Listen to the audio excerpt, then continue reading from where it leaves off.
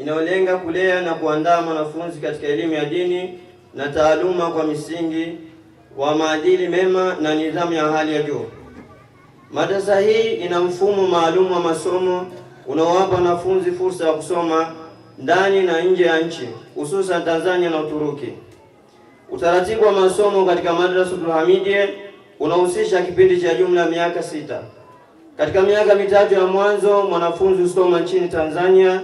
Kipindi hiki taasisi hulenga kuwajenga wanafunzi misingi imara ya elimu ya dini ikiwemo Qur'ani Karim, fikhi, itikadi, hadithi sharif pamoja na masomo ya ziada kama lugha ya Kituruki, Kiingereza, Kiarabu na kompyuta. Jambo la kwanza ni mahusiano mema kati ya Waislamu na wasiokuwa Waislamu. Chuo hichi kitaendeshwa na watu wote hapa. Kuna Watanzania watakuja, wa Indonesia wako hapa. Mmoja asoma Qur'ani, Muindonesia na wapi. Lazima wale walimu waambiwe kabisa watoto wanaokuja kusoma hao wana wajomba zao wa Kristo huko. Wana babu zao wakati mwingine wa Kristo. Kusifundishwe mambo ya kuwagawa. Yaani wasitoke hapa madrasa wameanza kugawika.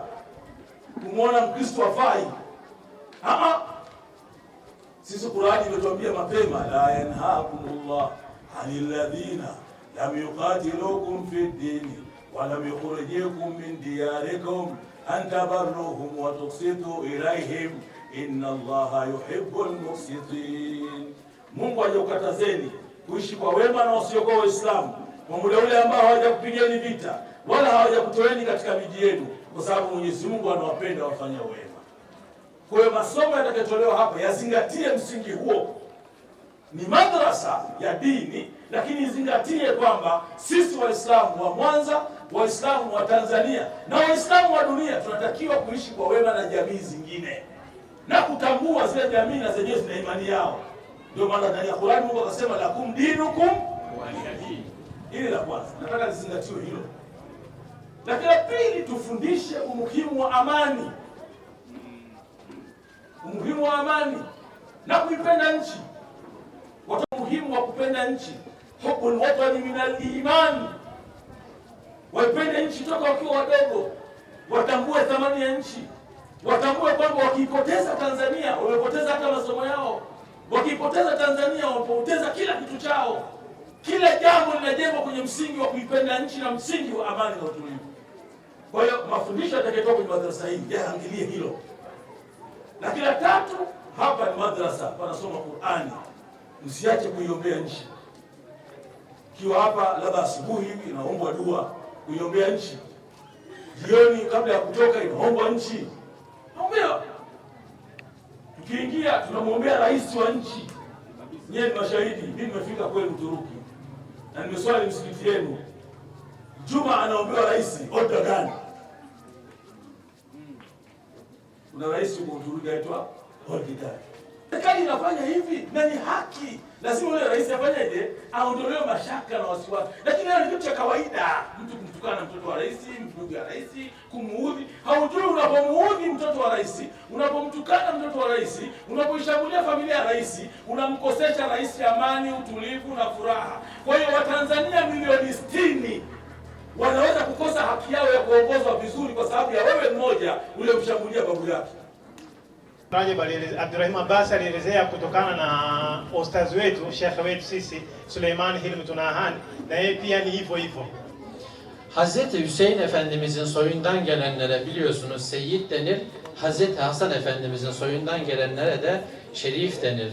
Hazreti Üstazımız da baba cihetinden Hazreti Hüseyin Efendimiz'e, ana cihetinden de anne cihetinden de Hazreti Hasan Efendimiz'e dayanır suyu.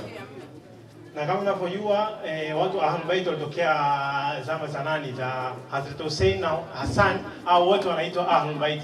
Na sisi ustazi wetu Süleyman Hilmi Tunahan pia kama alivyoelezea mwenzangu mwanzo kwamba wao nao pia wametokea, na yeye upande wa baba ametokea kwa Hassan na upande wa mama ametokea kwa Hussein. Şimdi dünya üzerinde 150'den fazla ülkede bu hizmetlerimiz mevcut.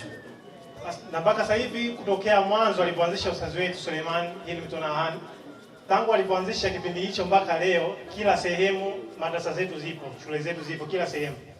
dunia nzima, yani Afrika hapa, East Africa, Kenya, Uganda, Burundi na Afrika nzima na dunia nzima kwa ujumla. Bu hizmetleri sevk ve idare eden yine Hazreti Üstazımız Şeyh Süleyman Hilmi Tunahan Hazretlerinin torununun evlatları olan Alihan Bey abidir.